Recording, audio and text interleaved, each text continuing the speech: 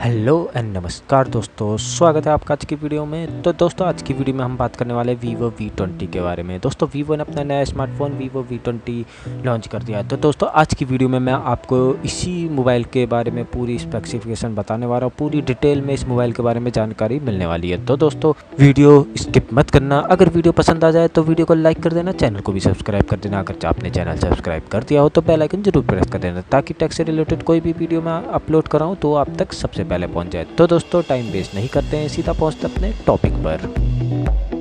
दोस्तों सबसे पहले हम Vivo V20 के डिस्प्ले की बात करें तो इसमें आपको 6.4 इंच का इसका स्क्रीन साइज़ आपको मिलने वाला है, जो कि एक super AMOLED full HD plus display होने वाली है। अब दोस्तों बात करें इस मोबाइल की थिकनेस की, तो इसमें जो मोबाइल की थिकनेस है वो है 7.3 mm की, जो कि बहुत ही स्लिम आपको ये मोबाइल मिलता है।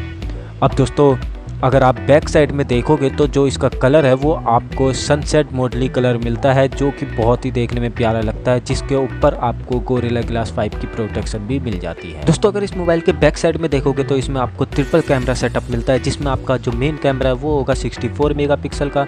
उसके बाद जो आपका एक 8 मेगापिक्सल का कैमरा मिलता है, जो कि है मल्टी फोकस के लिए। और दोस्तों एक कैमरा आपको इसमें मिलता है 2 मेगापिक्सल का, जो कि मोनो कैमरा।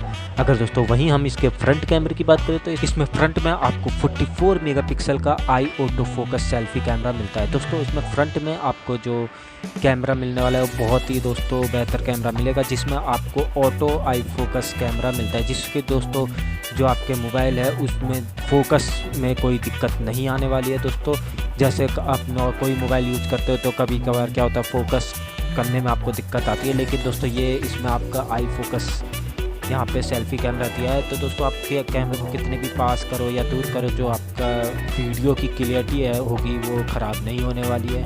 और दोस्तों बहुत ही आप इसमें अच्छी फ़ोटोज़ और सेल्फीज़ इस मोबाइल से ले सकते हो।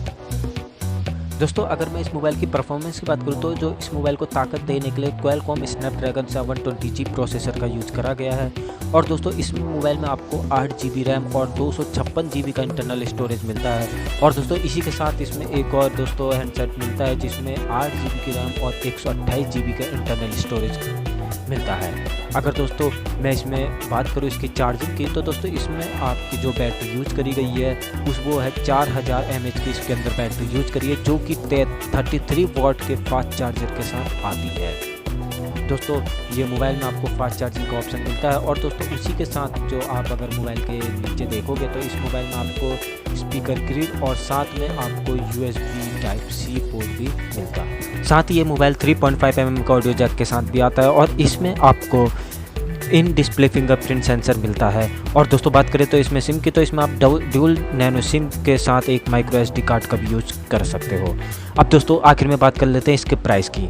अगर दोस्तों मैं इसके प्राइस की बात करूँ दोस्तों तो इसका 8 GB रैम और 128 GB इंटरनल स्टोरेज के साथ जो वेरिएंट आता है उसका प्राइस है 24,990 रुपये।